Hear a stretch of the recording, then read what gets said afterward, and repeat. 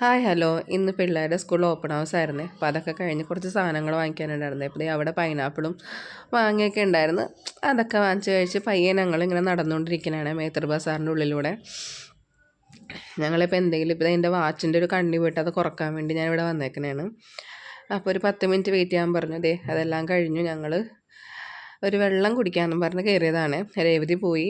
അവൾക്ക് കൊച്ചിന് പാടില്ല, അപ്പോൾ അത് കാരണം അവൾ വേഗം പോയി. വെള്ളം കുടിക്കാൻ വേണ്ടി കയറിയ ഞങ്ങൾ ആദ്യം ദഹിപൂരി വാങ്ങിച്ച് കഴിച്ചു. ഇതാണ് എന്നെ ദഹിപൂരി ആക്കിയ ഒരു ഫ്രണ്ട് എന്ന് പറയണത്. ഇവളാണ് എന്നെ ദഹിപൂരി കഴിപ്പിക്കാൻ ഇത്രയധികം പ്രോത്സാഹിപ്പിച്ചതും ഇഷ്ടപ്പെടിപ്പിച്ചതും ഒക്കെ. അപ്പം ഞാൻ അതേ ആസ്വദിച്ച് കഴിച്ചുകൊണ്ടിരിക്കുകയാണ്. അങ്ങനെ ഞങ്ങൾ ദഹിപൂരി കഴിച്ചു. പിന്നെ 2 ഷെയ്ക്ക് പറഞ്ഞിട്ടുണ്ടായിരുന്നു. ഷെയ്ക്കല്ല, ഫലൂഡ. അപ്പോൾ അവൾക്ക് കുൽഫി, എനിക്ക് ഡ്രൈ ഫ്രൂട്ട് ഫലൂഡയാണ് പറഞ്ഞത്.